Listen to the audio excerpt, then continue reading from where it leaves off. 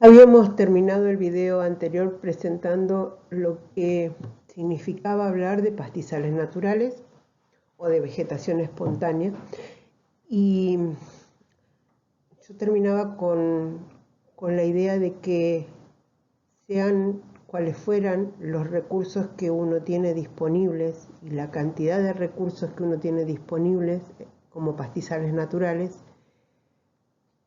la utilización de los mismos y la eficiencia con que podamos utilizar los mismos va a depender del manejo. Y les comenté varias pautas de manejo que hay que tener en cuenta y que se fueron apareciendo cada vez que hacemos un tema. Hablamos de pautas de manejo de suelos, de agua.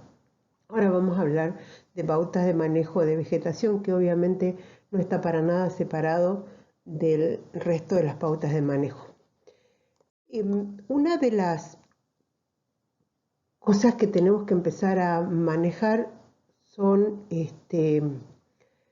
palabras que definen la forma en que uno puede utilizar los campos, los forrajes para la ganadería. Un concepto importante que uno tiene que saber manejar es el de receptividad o capacidad de carga. Este tema ya lo vimos en biología cuando hablábamos de poblaciones.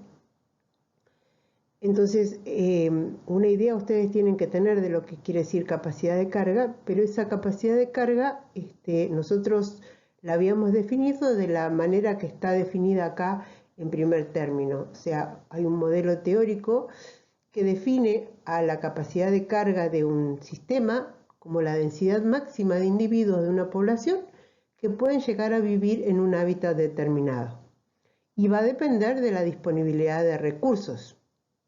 Y va a estar regulada por la competencia entre individuos.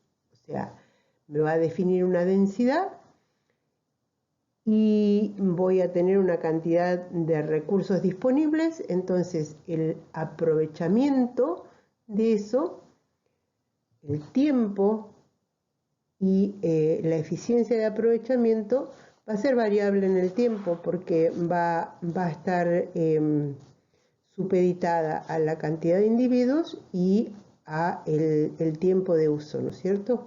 Cuando nosotros ingresamos en una pastura con mucha oferta,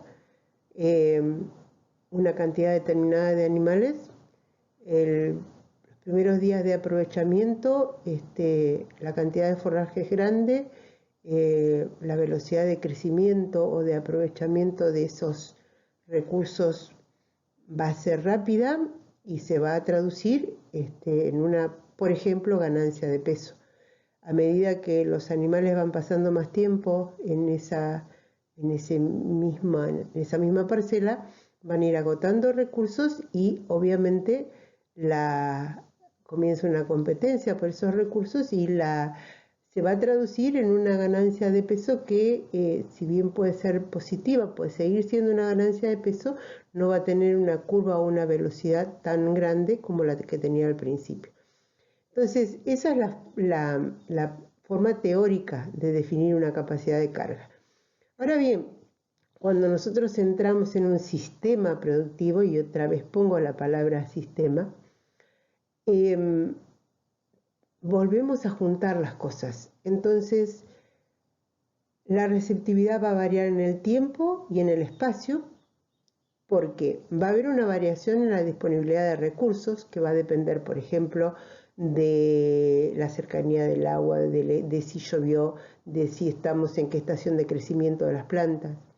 Va a depender de la eficiencia individual de aprovechamiento de recursos, porque como estamos hablando de un sistema productivo, nosotros podemos estar haciendo un sistema de cría o podemos estar haciendo un sistema de recría y podemos estar trabajando con machos o con hembras solas o con todo junto, y individualmente esos animales van a tener una eficiencia de aprovechamiento de recursos diferentes. O sea, porque la oferta es diferente y el requerimiento de cada individuo en su etapa o por su sexo es diferente, entonces la eficiencia individual va a ser eso, eficiencia individual de los individuos. Y obviamente va a influir sobre la receptividad total que tenga una parcela. Y después también va a influir la densidad de competidores o de depredadores o de parásitos que pueden existir también en el sistema. Estamos hablando de algo que no está aislado, no estoy hablando solamente de la población animal doméstica que yo puse, sino de todo un sistema. Puede haber competidores de fauna silvestre, puede haber depredadores que me cambien la densidad de animales y por lo tanto la receptividad. Puedo tener enfermedades en los animales o enfermedades en la parte vegetal, y entonces todo eso va a afectar en el tiempo la receptividad de ese lugar. Y obviamente, como es un sistema y tenemos al hombre formando parte de ese sistema, la receptividad va a variar dependiendo de los objetivos y de la manipulación. El objetivo puede ser producir más kilos por hectárea, más kilos por animal o más animales por hectárea. O sea, estoy hablando de sistemas diferentes. Estoy hablando de sistemas de engorde o estoy hablando de sistemas de cría. Entonces, ese objetivo del hombre va a marcar que la cantidad de recursos va a soportar una carga diferente de acuerdo al objetivo que tenga el que lo administre. Y manipulación, porque realmente hay otro tipo de cosas que hay que tener en cuenta, desde la organización, la disponibilidad de agua, la parte sanitaria, el manejo del rodeo. Todo ese tipo de cosas influye sobre la capacidad de carga o la receptividad cuando nosotros estamos hablando no de un modelo teórico, sino de un modelo aplicable a un sistema productivo.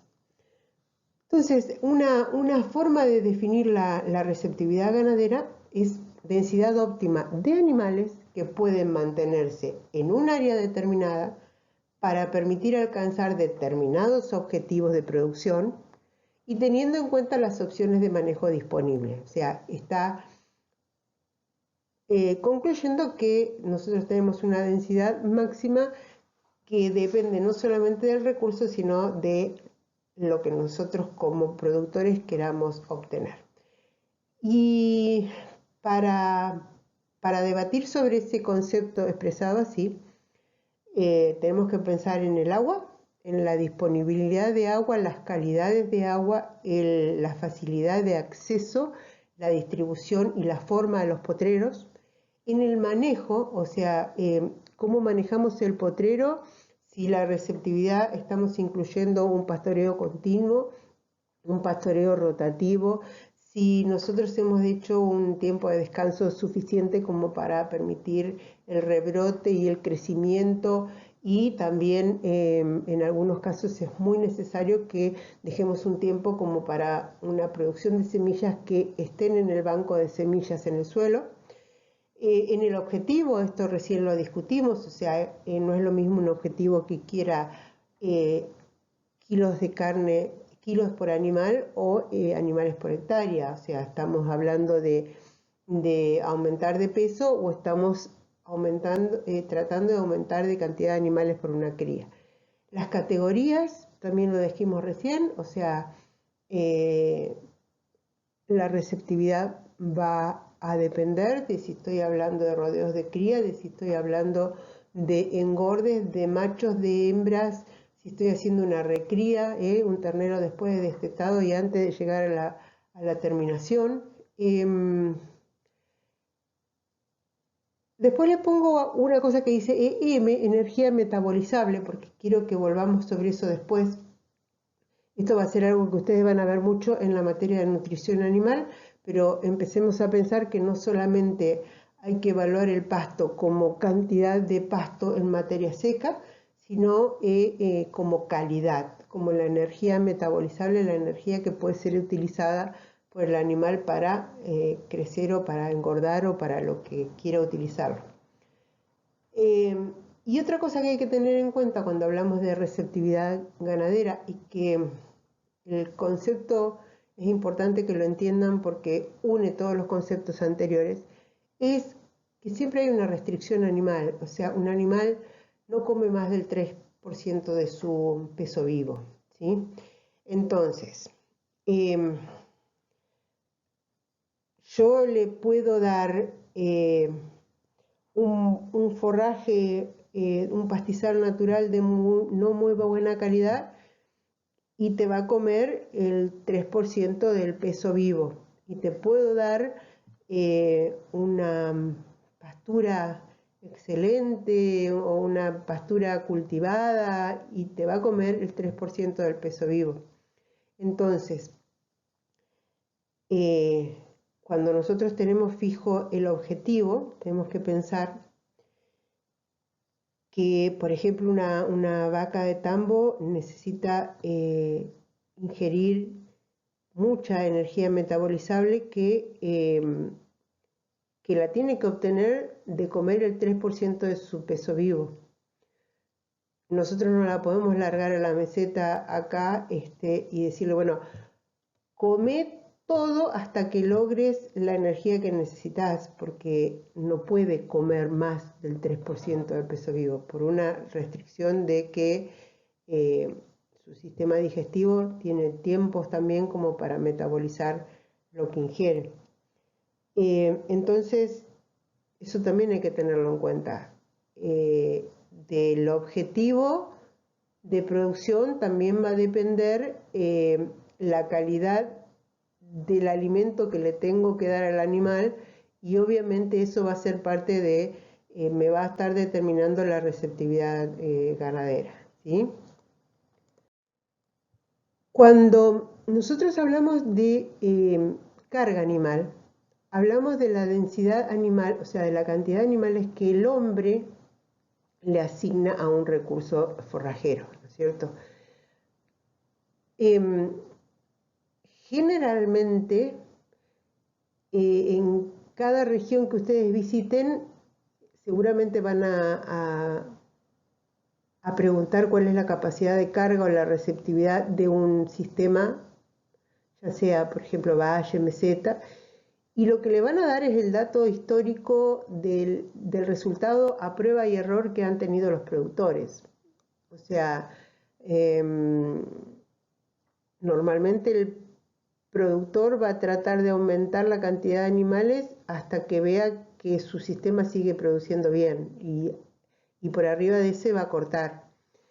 Entonces, normalmente es un número que sale del productor, es un número que sale a campo, pero en realidad es un número muy fácil de interpretar porque para asignar una carga animal lo que nosotros necesitamos saber es la receptividad. O sea, si nosotros sabemos cuánto tenemos disponible, podemos saber cuántos animales se pueden alimentar en ese lugar. Y las cargas inadecuadas, ya sea por error, ya sea porque arrastramos una carga que venía de otras condiciones, los errores en las cargas producen graves errores en el recurso forrajero. Cuando veíamos suelos hablábamos de, por ejemplo, no dejar suelos descubiertos porque teníamos posibilidades de erosión, perdíamos la parte de suelo importante para una próxima producción. Y, por ejemplo, una sobrecarga con animales va a dejar suelo descubierto porque se van a comer o pisotear todo lo que puedan y va a ser propenso a una erosión, entonces después vamos a perder fertilidad de ese suelo por mal manejo, ¿no es cierto? Una carga por debajo de la carga adecuada también tiene, obviamente no es igual, pero también tiene algunas consecuencias nocivas, o sea, como el animal elige si tiene mucho y elige siempre lo que más le gusta. Entonces, yo les dije hace un rato, el animal elige su dieta. Entonces, las cargas tienen que ser adecuadas, se pueden calcular y uno las puede manejar. Entonces, tienen que ser adecuadas a la producción y al objetivo.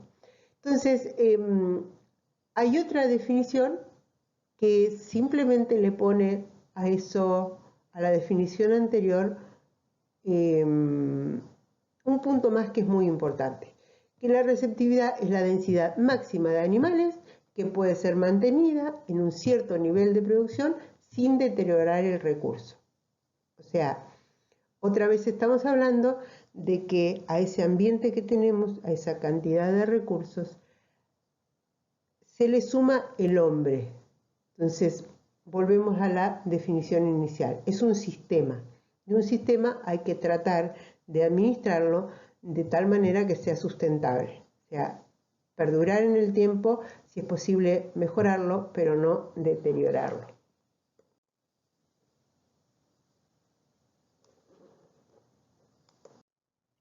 Cuando nosotros queremos definir el recurso, la cantidad de recursos que tenemos, empezamos a hablar de productividad primaria neta.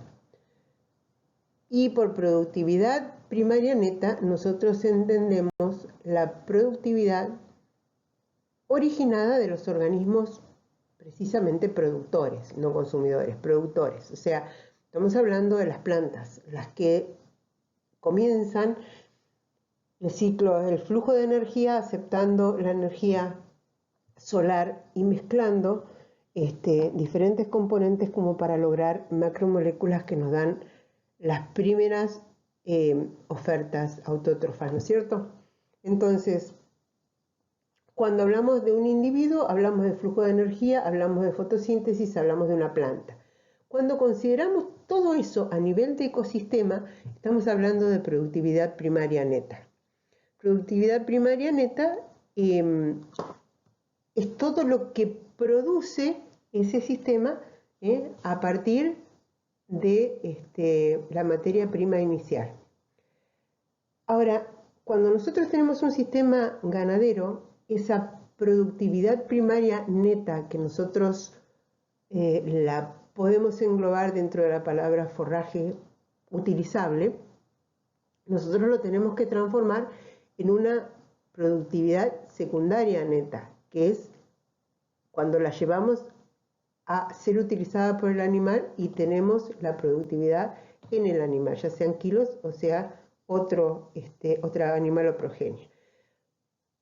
Ese pasaje de la productividad primaria neta a la productividad secundaria neta implica que tiene que haber un consumo o aprovechamiento del recurso forrajero y que eso va a depender de la oferta, de la calidad o digestibilidad que tenga ese recurso y de las pérdidas respiratorias. O sea, hay parte de esa energía que se pierde durante el proceso de aprovechamiento. Entonces, productividad primaria neta en el forraje, productividad secundaria neta en los animales. Cuando nosotros hablamos de cálculo de productividad primaria neta en los vegetales, lo primero que pensamos está expresada como peso de materia seca.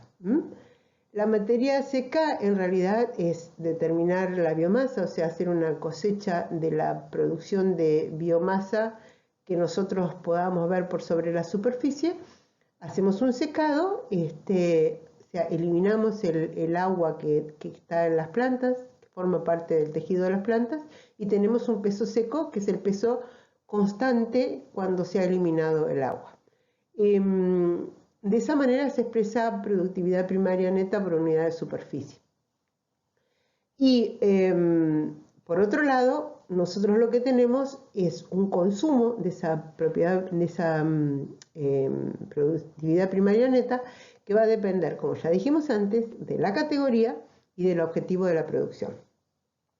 Entonces empezamos a incorporar otro concepto que se llama índice de cosecha. Y el índice de cosecha es algo como para pensar. Ustedes piensen en un campo que produce una cantidad espontáneamente de vegetación que puede ser comida por los animales.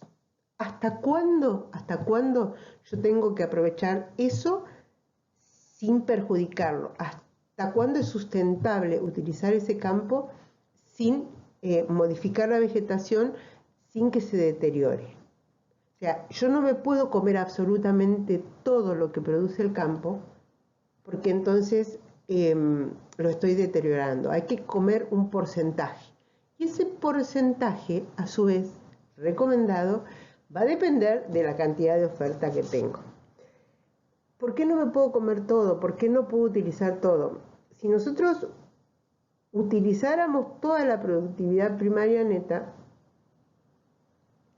no le estamos, o sea, si nos comemos todo por los animales, no le estamos dejando al ciclo de nutrientes la materia prima para seguir funcionando. No es solamente, no son los animales domésticos que nosotros ponemos arriba del campo lo único que tiene que comer de esa parcela. Hay un ciclo de nutrientes que necesita alimento como para poder transformarlo y que puede estar formado por fauna silvestre, por animales del suelo, etcétera, etcétera. Entonces, no puedo consumir todo lo que se produce. Tengo que consumir solamente una porción de lo que se produce, ¿sí? ¿Y cómo se puede entender también esto? Es que cuando nosotros estamos hablando de productividad primaria neta, en realidad estamos hablando de la producción de las plantas. Y la producción de las plantas es la producción primaria neta aérea más la producción primaria neta subterránea. Cuando nosotros estamos hablando de receptividad, nosotros tenemos que limitarnos a considerar la productividad primaria neta aérea y no consumirla toda. ¿Por qué? Porque solamente es autótrofa la parte aérea de las plantas. La parte subterránea de las plantas, que es aquella sumamente necesaria para la extracción de nutrientes y de agua, no es autótrofa. Para que funcione necesita que esté la parte de arriba. Entonces, yo no me puedo comer toda la parte de arriba porque no voy a tener funcionando la parte de abajo. Y yo necesito que funcione todo para que si le dejo un residuo a la parte de arriba pueda haber un rebrote y la parte subterránea me ayude a obtener nutrientes y a obtener agua para que se pueda producir una fotosíntesis y yo pueda tener crecimiento aéreo. O sea, pensemos en ese ciclo. O sea, no podemos comernos todo, no podemos gastar todo porque estaríamos gastando también el capital. O sea, necesitamos gastar un porcentaje de lo que se produce.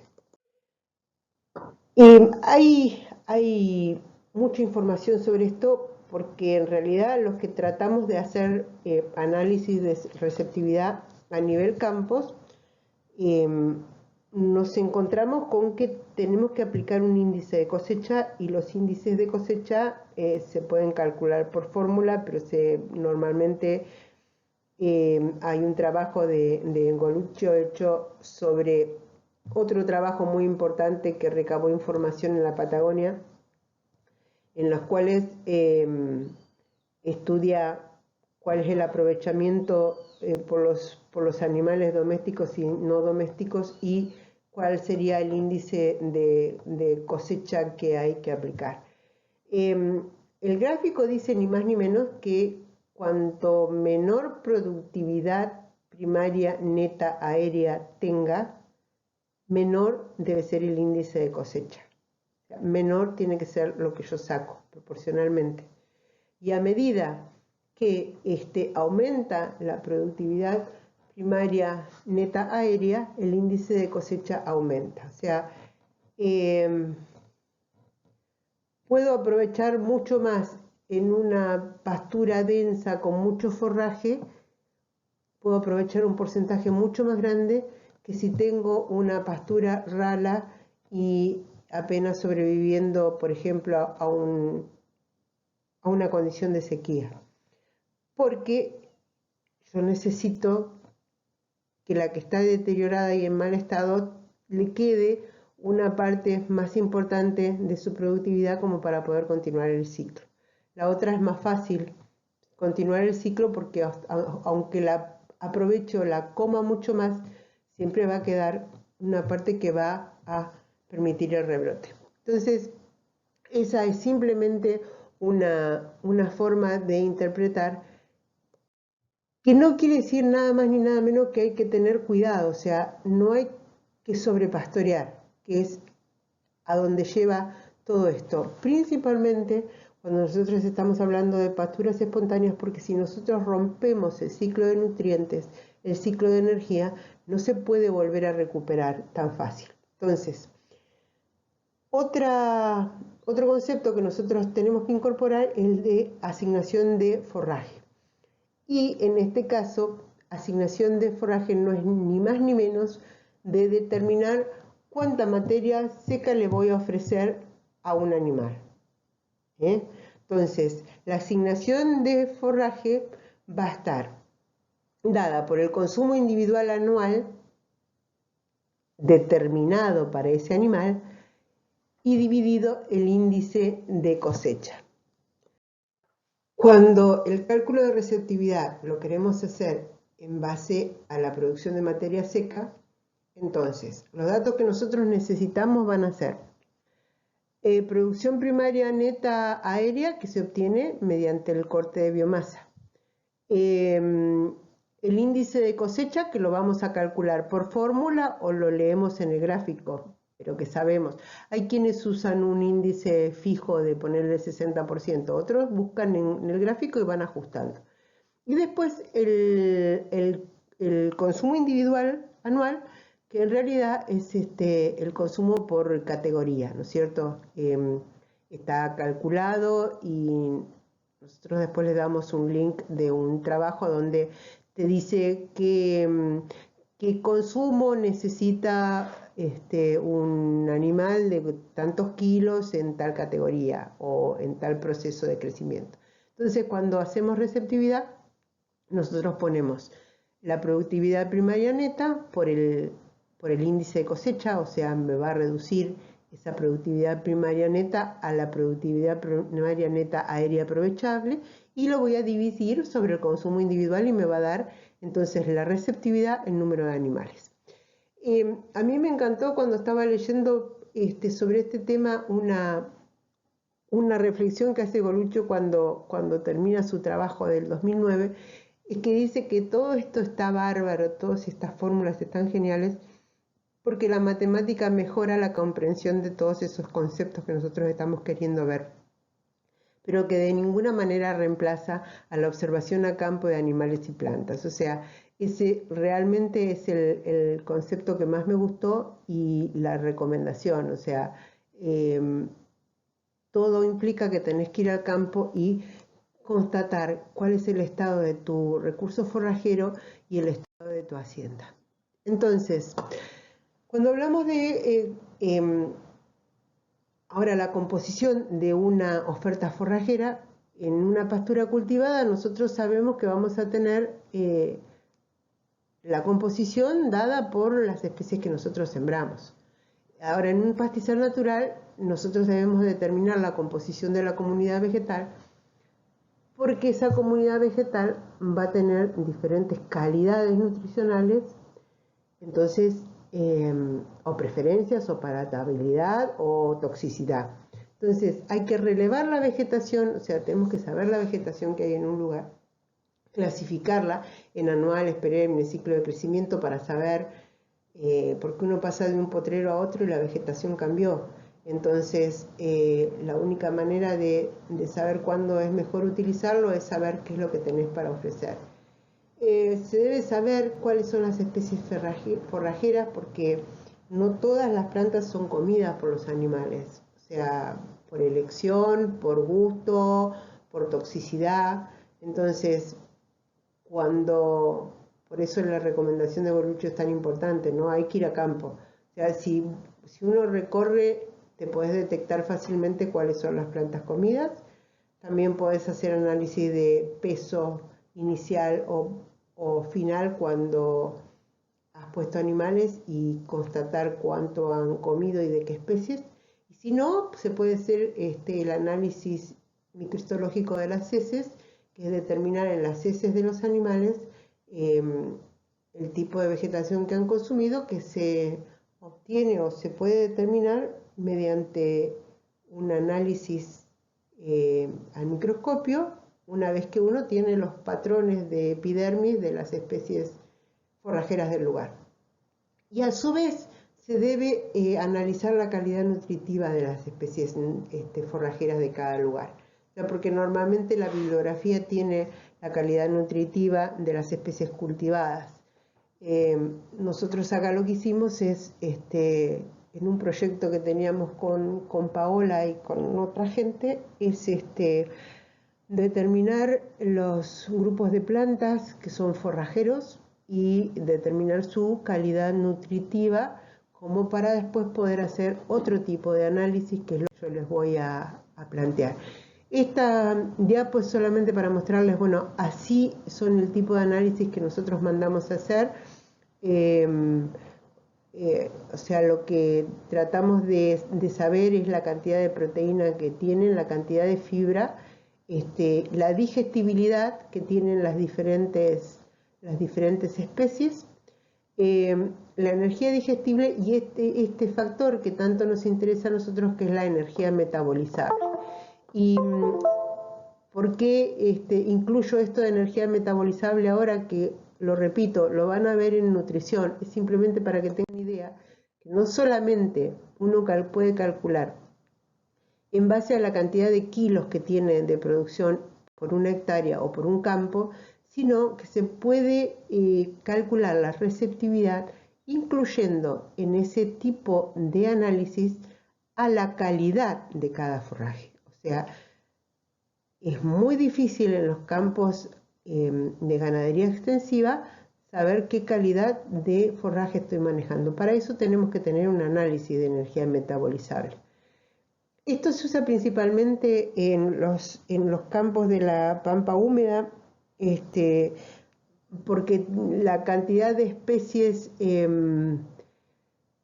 forrajeras es alta, pero aparte son con buenos niveles y se puede hacer un balance nutritivo bastante fácil.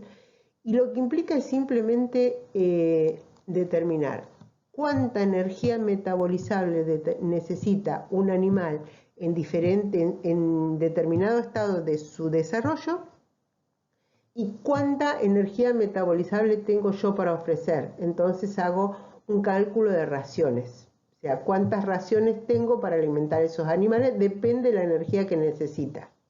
Entonces va a depender, por un lado, de los recursos forrajeros y por otro lado, de los requerimientos de cada uno de los animales. Y se define como ración a la cantidad de forraje requerido a diario por una unidad animal. Unidad animal estaba definido, si lo buscan en el capítulo de categorías o de rodeo, nosotros definimos lo que era un equivalente vaca o un equivalente oveja. O sea, en realidad definimos como equivalente vaca al conjunto en un sistema de cría de los requerimientos que tiene una vaca hasta durante su periodo de gestación hasta un destete de 6 meses. Entonces, un equivalente vaca está calculado que necesita 18,5 megacalorías de energía metabolizable por día. Entonces, ese dato lo podemos incorporar también a los que ya tenemos. O sea, vamos a calcular otra vez la productividad primaria neta anual, el índice de cosecha, ahora la composición del pastizal, la energía metabolizable por especie, y eso nos va a permitir raciones, y eso nos permite ir un poco más allá todavía, planificar, por ejemplo, los días exactos de pastoreo o el cambio de carga animal que tenga que hacer o suplementar. O sea, por eso es tan usado en lugares de la pampa húmeda donde la ganadería es extensiva pero más controlable que en estos lugares que a veces no se junta nada más que para juntar la cría o para vender o para hacer algún trabajo sanitario. Entonces, cuando hay un control y hay una dinámica mucho más veloz en los sistemas de producción, es genial conocer y aplicar el método de energía metabolizable o de balance forrajero, porque yo puedo no dejar de atender los requerimientos de los animales en ningún momento. O sea, puedo suplementar, por ejemplo, en determinado momento porque sé que no me están alcanzando las raciones. Datos para complementar esto que ya termina. La participación de árboles y arbustos a veces es muy importante en la dieta de los animales. O sea, depende del lugar. Nosotros a veces tenemos un gran consumo de alimento a partir de arbustos, xerófitos, arbustos de zonas semiáridas principalmente, o de árboles como por ejemplo acá en la costa del Río Negro. Es muy difícil de cuantificar, pero se puede, porque los arbustos y los árboles participan en la dieta de los animales y suele ser, como ya les dije, muy importante en las zonas semiáridas, principalmente cuando bajan los recursos forrajeros de las otras plantas, y en las zonas riparias, o sea, en las zonas costeras, a donde tenemos a veces gran producción forrajera en árboles. Tienen algunas otras funciones también que la tienen que considerar cuando hagan un programa de manejo, que participan en la protección del suelo, en la protección de las especies herbáceas que están abajo y dan sombra y refugio a los animales. Entonces, no es cuestión de desmontar sin pensar cómo desmonto, porque a veces estoy perjudicando otras funciones que tienen que tener los. El mapita muestra que en cada una de esas zonas que tienen diferentes colores, nosotros lo que hemos hecho es determinar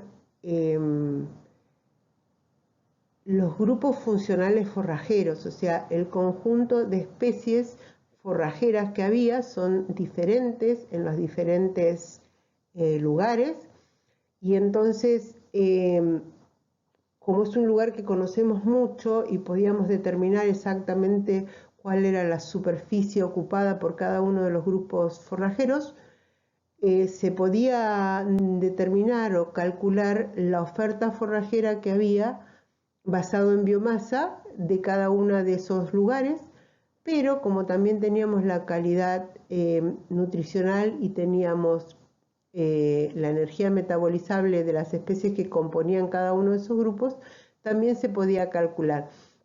El cálculo está hecho simplemente para saber cuántos días se podían aprovechar esos potreros con los animales que hay en el campo ese en particular.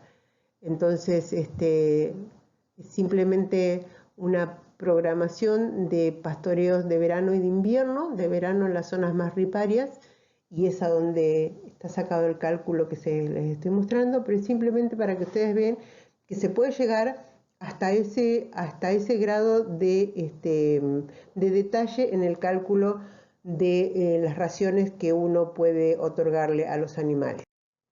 Esto es simplemente para que vean, la mayor parte de las fotos está Paola adelante, porque la que tenía la cámara en ese momento era yo, pero para estudiar la vegetación nosotros necesitamos saber no solamente el tipo de plantas que tenemos, sino la cobertura, el mantillo, el tipo de arbustos, si hay tóxicas, y con todo esa información recién se puede diagramar un esquema de pastoreo. O sea, lo que quería mostrarles simplemente, nosotros llevamos un trabajo que nos lleva mucho tiempo de trabajo a campo, aparte de después los análisis en laboratorios y los de receptividad. ¿Y para qué se usa esto? Solamente para determinar cuántas raciones. No, también a veces, les pongo solamente un resumencito como para que ustedes puedan ver, a veces necesitamos proteger algunas pasturas o algunas especies que tienden a desaparecer con el mal uso. O sea, hay especies que son susceptibles a determinados momentos de pastoreo. Esas especies susceptibles, por ejemplo, esta especie que les estoy mostrando acá de Leptocloacrinita o Tricloriscrinita, es muy apetecida, es una planta de verano en estos montes, y los animales cuando la ven la comen. Entonces estaba prácticamente tendiendo a desaparecer y en este momento ven las dos fotos del costado, una comida y otra con todo su follaje, está tendiendo a ocupar otra vez un espacio importante dentro de esa pastura.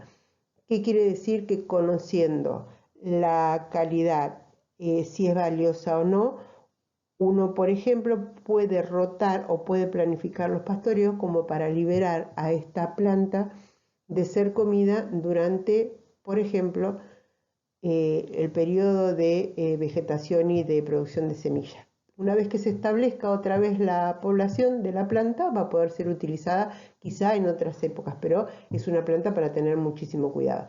O sea, eso fue un leve resumen de lo que yo considero que es importante que ustedes sepan para este manejo de pastizales naturales o vegetación espontánea.